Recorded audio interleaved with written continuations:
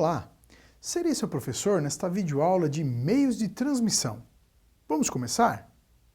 Os temas desta aula serão par trançado, cabo coaxial, fibra ótica, RF, micro-ondas e laser. Bom, os meios de transmissão são importantes porque é a maneira física de nós conectarmos os dispositivos e as redes. Então, existem diversas maneiras de fazermos isso de acordo com a característica da rede e da característica de cada equipamento. O método mais usual é o método do par trançado. O que significa o método do par trançado? Na verdade, os cabos de redes, eles costumam ser semelhantes a esta imagem, né? Aquele cabo azul, e dentro desse cabo azul nós temos 4 pares trançados. Por quê? Os pares estão trançados, justamente por conta deste efeito do cancelamento. Ou seja, quando eles estão trançados, a interferência tende a cair. Por quê? A corrente que passa por um condutor gera um campo eletromagnético e esse campo eletromagnético vai anular o campo eletromagnético do outro cabo. Então, dessa forma, é um cabo que se torna mais imune a interferências externas. Por isso, a adoção do cabo de par trançado nas redes de computadores, para evitar a interferência de outros dispositivos. Mas ele não é totalmente imune. Essa ideia do par trançado é apenas melhorar, né, a possibilidade de não haver uma interferência. Deve-se ainda tomar muito cuidado para que os cabos de redes não sejam passados junto com os cabos elétricos, porque os cabos elétricos vão sim dar interferência no cabo de rede, ainda que se adote essa ideia do par trançado. Bom, uma variação desse cabo de par trançado são os chamados cabo UTP e o STP. O cabo UTP é o cabo convencional que nós já mencionamos. O caso do cabo STP é um cabo que tem também uma blindagem. Então percebam, esse papel alumínio que está em volta dos cabos é na verdade uma blindagem. Então esse alumínio ele deve ser aterrado nas duas pontas e assim oferecer mais uma barreira para que a interferência não atinja a informação a ser trafegada na rede. Então é uma barreira a mais para essa interferência.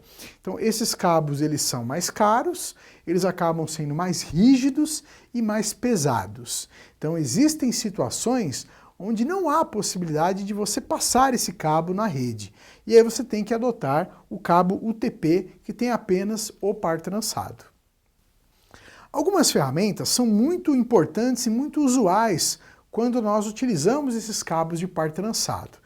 É o caso aqui do conector RJ45, para nós crimparmos os nossos cabos, ou seja, nós vamos pegar o cabo de par trançado, decapar a ponta daquela isolação azul, e então os pares nós vamos inserir aqui no conector, obedecendo os padrões de cores, então com o auxílio do alicate nós vamos crimpar, ou seja, os terminais desse conector vão atravessar os cabos de cobre e dar contato. E aí através desse conector que nós conectamos os diversos dispositivos de rede. Um outro cabo também bastante usual nas redes é o cabo coaxial. O cabo coaxial a gente não utiliza em grandes distâncias nas redes de computadores, né, pela questão do custo, né, é um cabo que custa mais. Mas dentro de gabinetes, dentro de salas, é muito usual que se utilizem os cabos coaxiais. O cabo coaxial ele tem uma garantia de melhor tráfego de informação, principalmente pelas suas conexões. Veja, nós utilizamos esse conector aqui, que é o chamado conector BNC. Ele tem uma grande capacidade de contato com pouco ruído. Então é o grande diferencial desse cabo coaxial.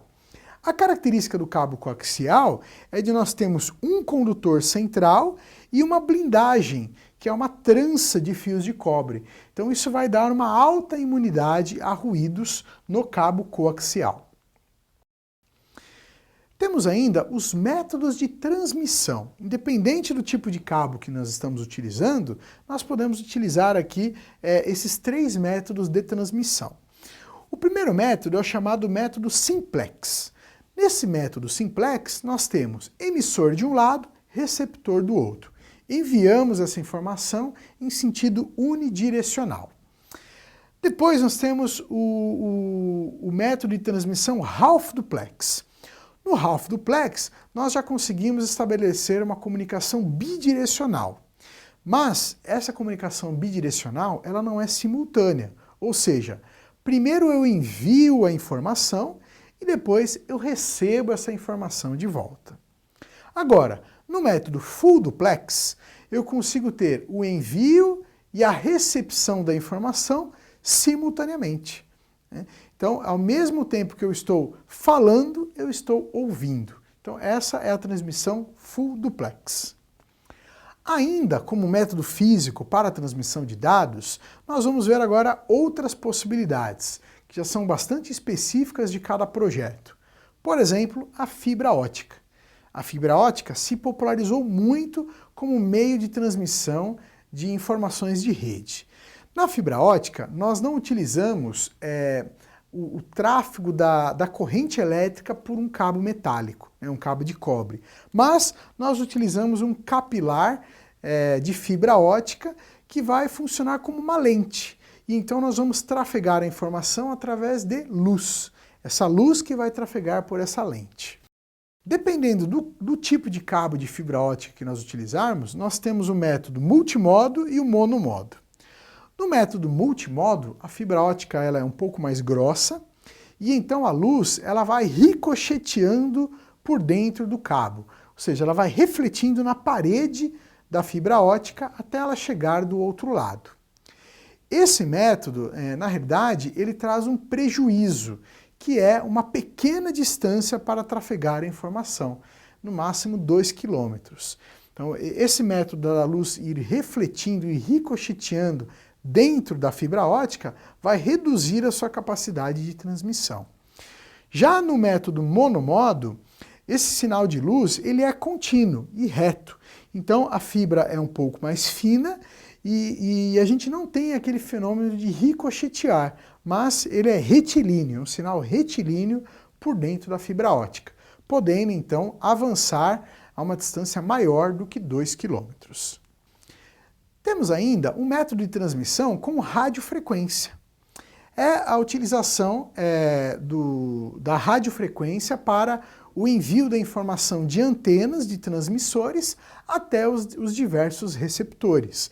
É o que se utiliza, por exemplo, para rádio e televisão, mas nós podemos também utilizar para o tráfego de informações de redes. Uma variação da radiofrequência é a chamada micro-onda. Só que há uma diferença bastante importante, que a micro-onda precisa estar com as antenas alinhadas. Já na radiofrequência, a gente pode utilizar diversos métodos de espelhamento da onda. A onda pode bater num prédio para chegar até uma outra antena. Já na micro-onda, não. Na micro-onda, esse sinal tem que ser retilíneo. Então, uma antena tem que estar apontada para a outra. E ainda podemos fazer o tráfego da informação através do laser. Isso vai ser utilizado em distâncias não muito grandes e também as antenas têm que estar apontadas. Então, um exemplo típico dessa aplicação é quando nós temos 2 prédios e esses prédios precisam ter uma interligação de rede. Então, pode-se colocar antenas no alto desses prédios e apontar um laser de um prédio para outro para estabelecer uma comunicação de rede. Nós separamos alguns links para você conhecer mais sobre o assunto desta videoaula. Não deixe de acessá-los em seu ambiente virtual. Aqui nós temos um link que fala especificamente sobre a comunicação serial e paralela e um outro link que vai falar sobre os meios de transmissão. Assim você conhecerá com maior propriedade todos esses métodos que nós podemos utilizar para conectar as nossas redes.